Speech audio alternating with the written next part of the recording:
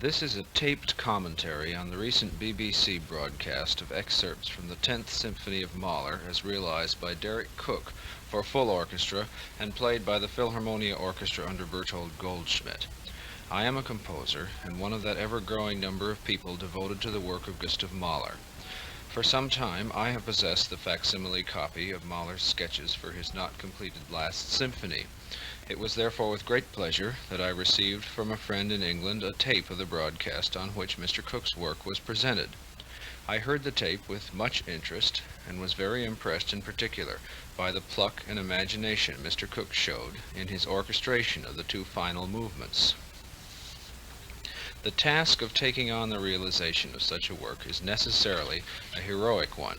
Not only must one spend the long hours transcribing and orchestrating, but one must be prepared as well to submit to the criticism of the two factions which concern themselves with this symphony, those who feel that it should not be touched under any circumstances, and those who feel that an attempt at realization might be made, but only if it does not at the same time fundamentally misrepresent the intentions of Mahler the composer. I confess to being inclined toward membership in that latter group because I feel that in the case of Mr. Cooke's work on the symphony, not all of Mahler's intentions have been properly carried out.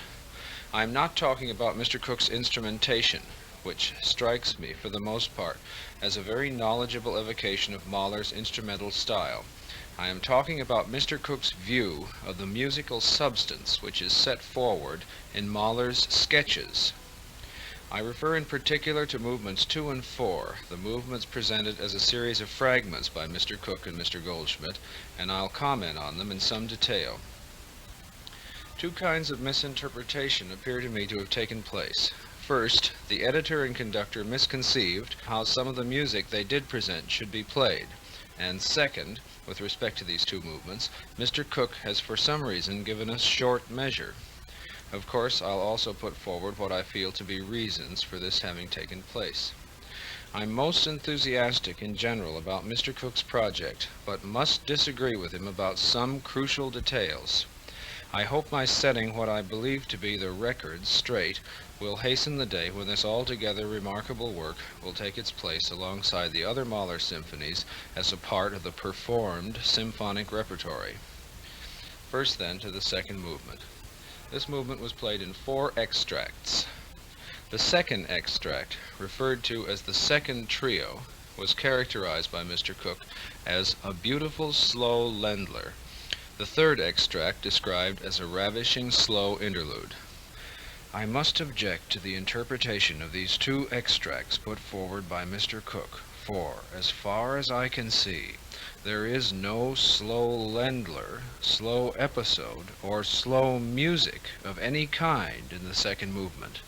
This miscalculation by Mr. Cooke is of far-reaching significance with respect to the fate of this second movement as it was presented on the BBC. Now, this movement does consist of 2 different kinds of music. First of all, an irregular bar, very rhythmic opening section, very much in the manner of many pieces of contemporary music. And then certain sections where the music is strictly in 3/4 time. It is the first of these 3/4 sections that Mr. Cooke refers to as the beautiful slow Ländler. Although this movement involves changes in musical character, I suggest that these changes do not necessarily justify corresponding changes in tempo. On the first page of the manuscript, Mahler writes schnelle Vierteln, which I believe means fast quarters or crotchets. In addition to schnelle Vierteln, Mahler marks in parentheses 3/4 ganzen Takte and 4/4 alla breve. Well, alla breve means 4/4 beat in 2. Ganzen Takte means whole measure. And in this context, it would seem to me that 3/4 ganzen Takte means simply a kind of 3/4 equivalent of a 4/4 alla breve. In other words, the 3/4 measure is to be beat in 1, as the alla breve bar is to be beat in 2.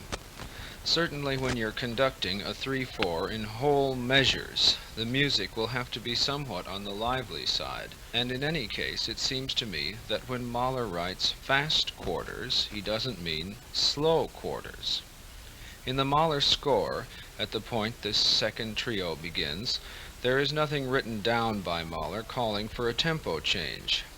Now that doesn't in itself mean that Mahler didn't want one, but I submit that the best answer to whether he wanted one or not, and in general the best answer to how any work should be played, lies in the notes themselves.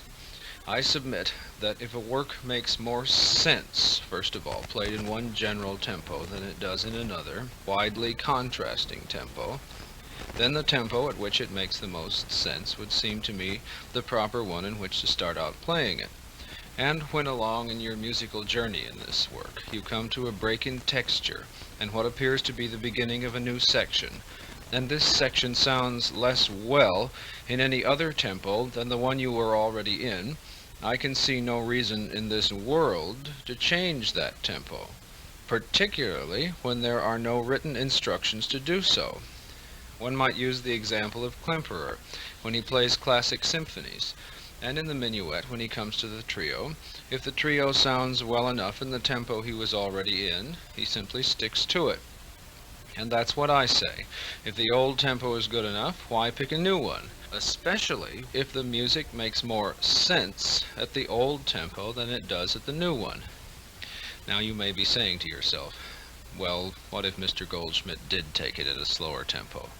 And when I tell you that Mr. Goldschmidt took it almost exactly twice as slowly as it should have been played, and later on took the third extract exactly twice as slowly as it should have been played, you may say, well now, is that so bad? At least we got to hear the Mahler 10th Symphony played some way, what there is of it.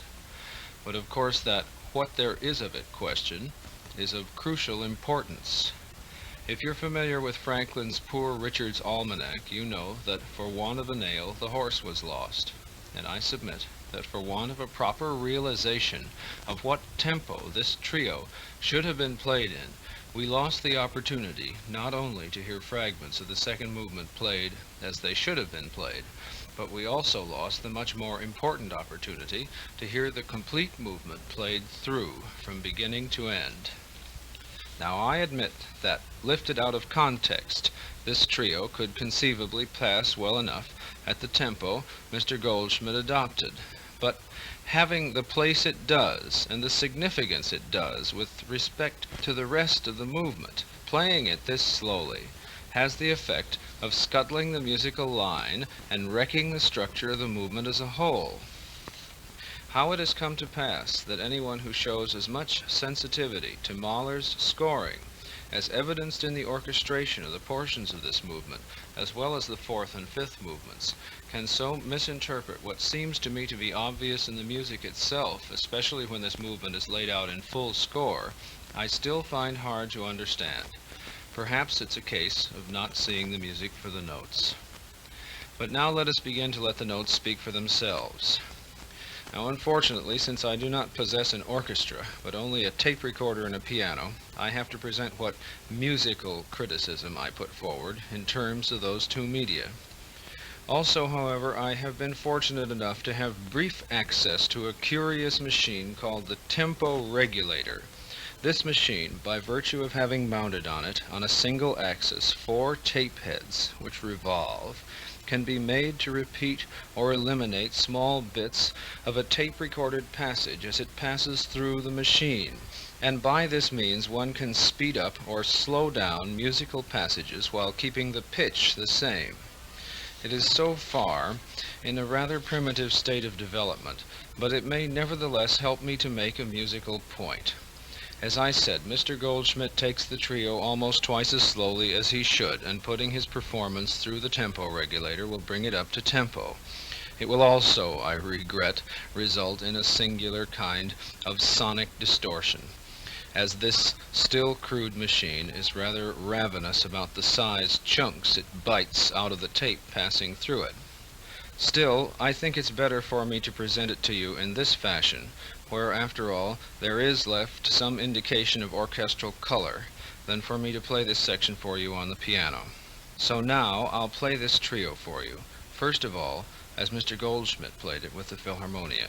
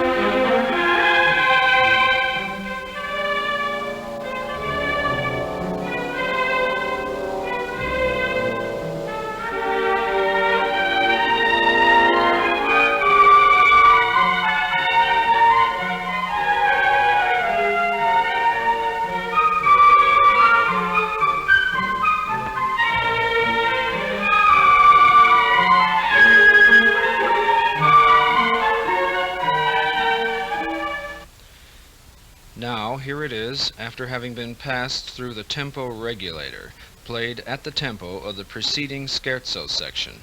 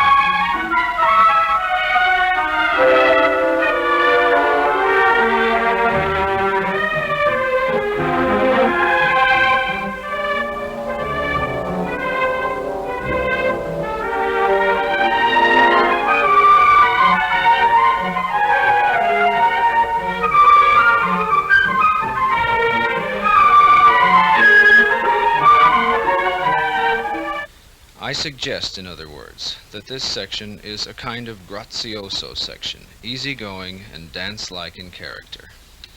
Just before this trio, there's a break of 23 bars. Here Mr. Cooke says that he has to make this break before the trio actually begins because the texture becomes quite sketchy. I find it hard to understand why he says this, because the texture is completely full until at the point at the end of this passage where it appears to thin out, where there's only a single musical line for 4 or 5 bars, Mahler clearly writes out above the first violins, unisoni, and it's obvious here that everybody plays the same thing, not at the same octave, but in unison, in octaves, that is. Again, if you will recall, Mr. Cooke said at the conclusion of this trio that the orchestra would have to leave off after the statement of a few bars of the recommencement of the opening scherzo idea, because an important passage of some 160 bars had to be omitted, a very roughly sketched development of all the main themes in conjunction. I hope the listener will shortly have cause to agree with me that if this constitutes rough sketching in, it is at the very least a most superior job of it. The next thing that happened in the presentation of this movement was that we heard a few bars of allegro and immediately went into what Mr. Cooke called a ravishing slow episode. I suggest that this stretch of music is not a slow episode, and if it is played as a slow episode, that it can only be done so at the expense of musical sense. Here now I'll play the so-called slow episode, led up to by a few bars of allegro, as played by Mr. Goldschmidt and the Philharmonia.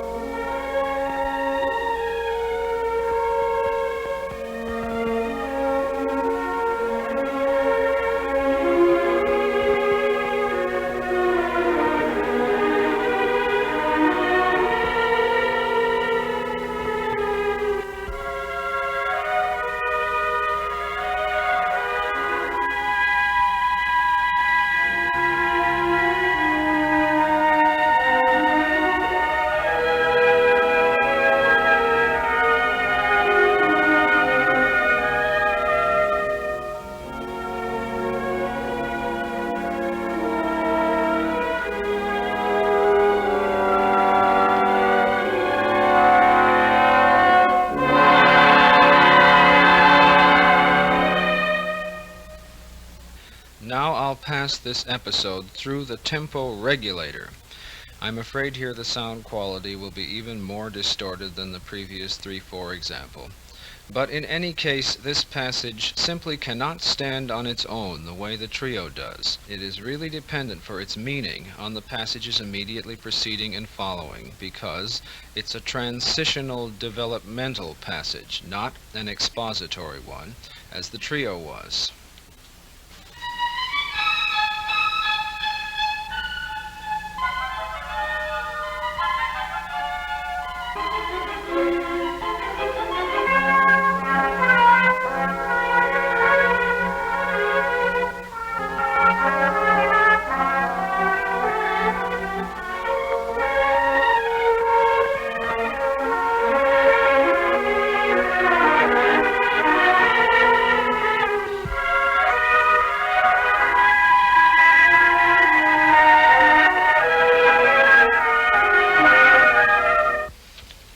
You may have noticed that I'm unable to use the tail end of this excerpt, even when passed through the tempo regulator, because it is there that, to me, the most peculiar example of distortion of musical intentions takes place.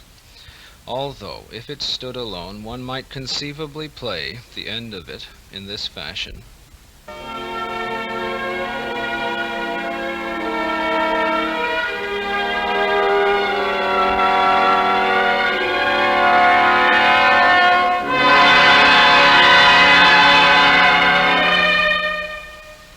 I suggest that in the context in which it appears, Mahler simply had in mind the far more prosaic.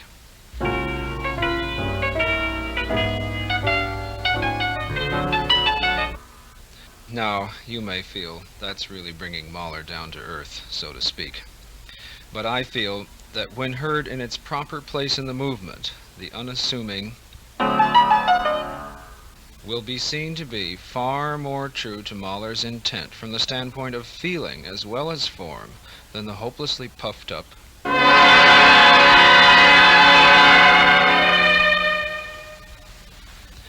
After this interlude, there was another break in the broadcast performance of 50 bars before the final excerpt, the end of the coda. This, as Mr. Cooke explained, took place because these 50 bars are only roughly sketched in. But again, I feel that if looked at from the proper angle, this passage will reveal itself as one completely written out in all essentials. All told, then, out of a total of some 512 bars, we heard Mr. Goldschmidt and the Philharmonia play of this movement 291, somewhat more than half of the entire movement. And as neither the first 3/4 section or the later interlude were properly performed, in my estimation, the only parts we actually heard of the movement somewhat corresponding to what appear to me to have been Mahler's intentions were the scherzos exposition and coda. I now propose, therefore, to edit into the orchestral broadcast tape of the excerpts from this movement, as realized by Mr. Cooke, a piano transcription of those portions of the movement he deemed untranscribable. And I hope that my doing so will indicate to you why I've been so insistent that the trio, on its first appearance, be played at generally the same tempo as the preceding scherzo section. It's not that I'm possessed of any idiosyncratic bent for fast music, but it is because this is the only way the passage can affect amicable relations with the rest of the movement, and, in fact, with itself. For one of the things that occurs in the 160 bars, said to be only roughly sketched in, is a return of this trio in modified form. Only if it is played on both appearances up to tempo will the passage immediately preceding the modified return of the trio, the start of that trio itself, and especially the long passage following the second appearance of the trio, leading to the coda, and this section includes the so-called slow episode. Only if the tempo remains the same during that entire lengthy passage will much of the music therein make any sense at all and appear to be anything other than furtive musical gropings.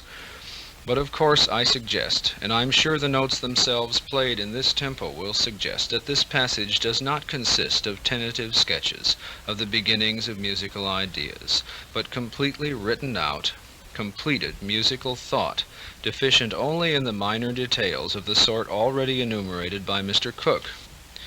The piano transcription I refer to is not really a piano transcription. It's merely a laying of the score onto the piano keyboard, in that nothing is doubled, nothing is added, the notes are played at the proper octave. In other words, every note you hear is by Mahler.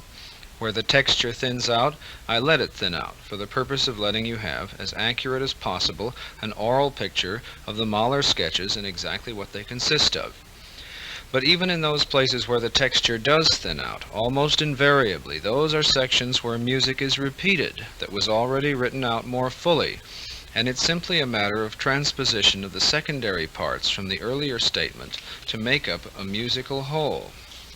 I ought to mention here also that there are 3 or 4 places where I've had to bring note values into line. That is, say, the number of beats in the soprano may be 1 beat more or less than the number of beats in the bass.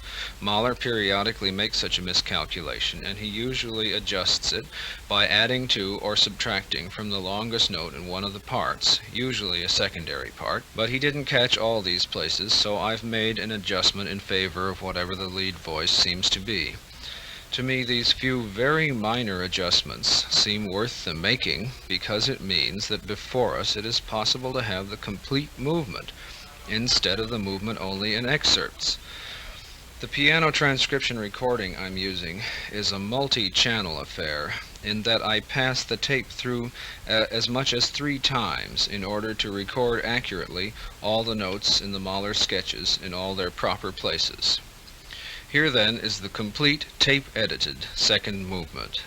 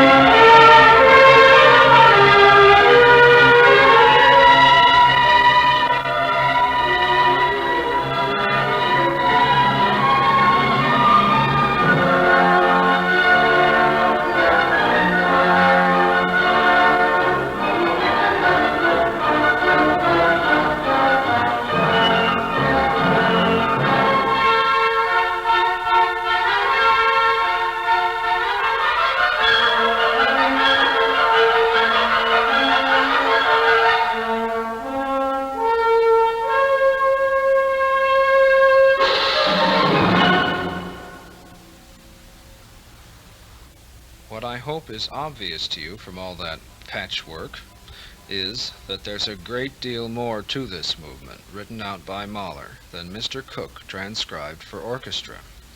Much of it in this movement is even orchestrated. Even if this movement was to be presented in fragments, there was still much more clearly written out that could have been realized orchestrally and presented.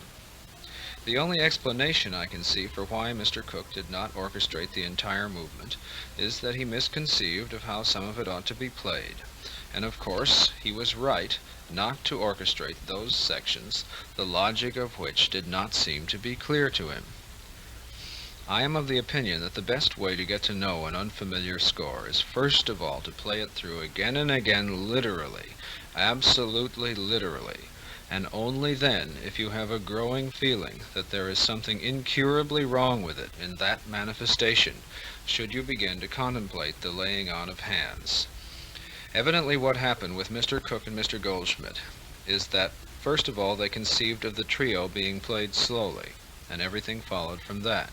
Despite persistent indications of the music to the contrary, they continued to hold on to this idea, even when it made unintelligible great portions of the second movement, and, rather than sacrifice their idea about playing the trio slowly, they, in effect, sacrificed a good portion of the second movement instead. But in the case of this second movement, it would seem to me that beautiful slow Ländlers and ravishing slow episodes must be put aside in favor of that far more touching message that Mahler's music in all its true fullness of context can express to us.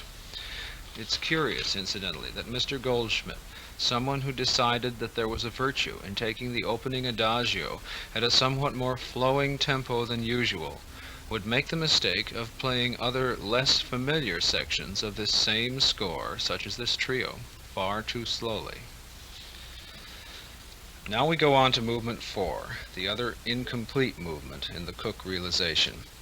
This is the movement in 3, which begins with a section reminiscent of the opening movement of the Song of the Earth, which later on has a waltz-like section reminiscent of the 5th Symphony, and which concludes with a ghostly dying away section on percussion alone.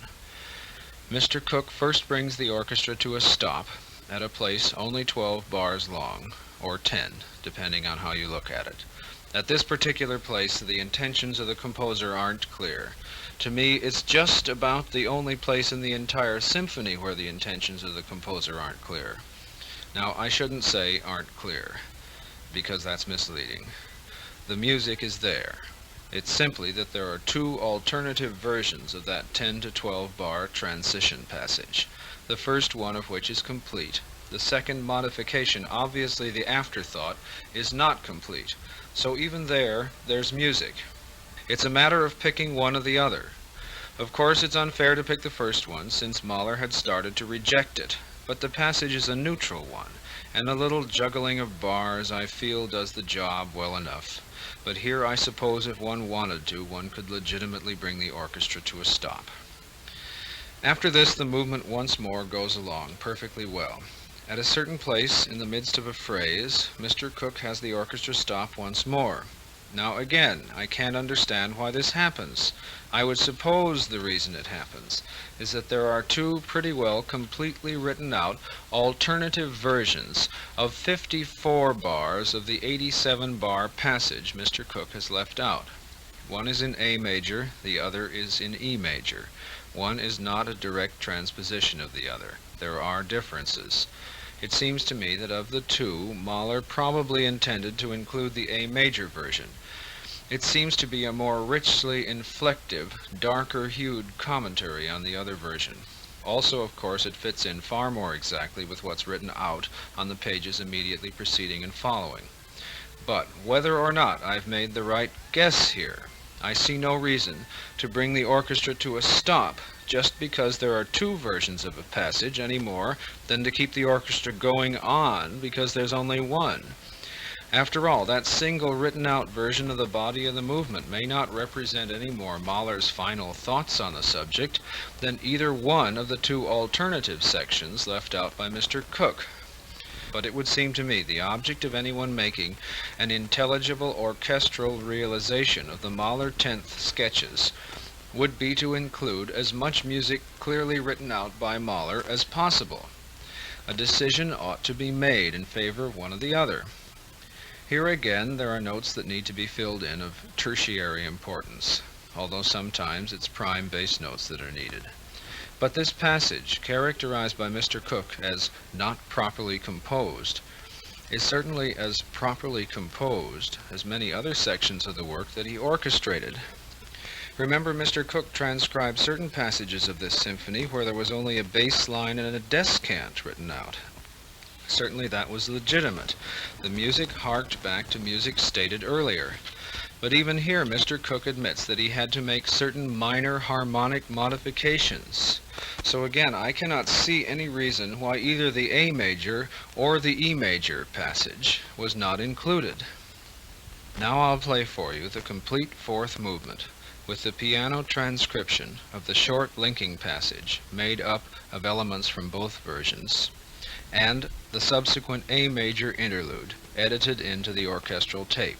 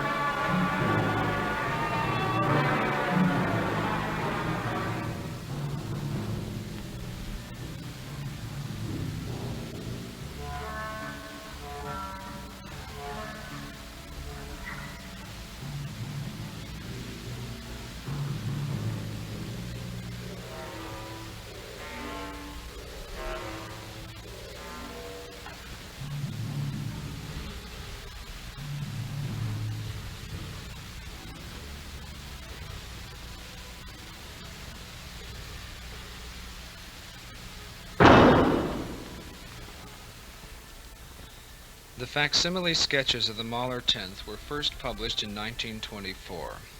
Probably since that time, a great many people have tried to finish this symphony, and with cause, because as I've tried to demonstrate, the symphony, in substance, is complete.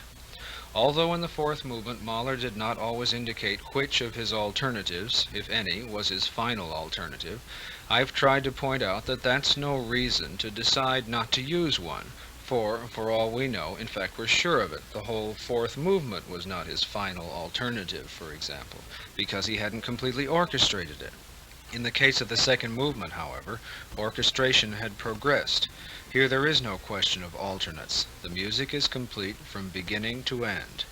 I can only conclude, then, that the reason Mr. Cooke did not present us with a completed version of the symphony was that some of the musical intentions in the second movement were not clear to him, and in the fourth movement he did not seek to choose between alternate versions.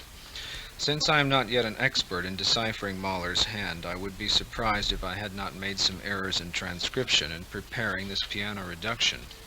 Generally, though, it would seem to me that this consideration would only serve to make it that much more clear to the listener how unmistakable the great body of Mahler's musical intentions is. For myself, I would be very pleased if Mr. Cooke would decide to reconsider his stand on the symphony and give us a complete orchestral realization. It would be interesting to discover just how many realizations of this 10th symphony there are. In 1924, the two movements, the Adagio and Purgatorio, were first played in Vienna. The conductor was Franz Schalk. Franz and Joseph Schalk, of course, are rather famous, or notorious, for having been expert music finishers, in that they were responsible for a great deal of dressing up of Bruckner's already completed symphonies in versions that had their merits, and present people now with problems as to which version of any given Bruckner symphony they ought properly to present. The same kind of problem we're now faced with, having gotten used to the Rimsky-Korsakov version of Mussorgsky's Boris Godunov, and having posed as an alternate the now published Mussorgsky original. At any rate, it's possible that Schalk himself finished the other movements.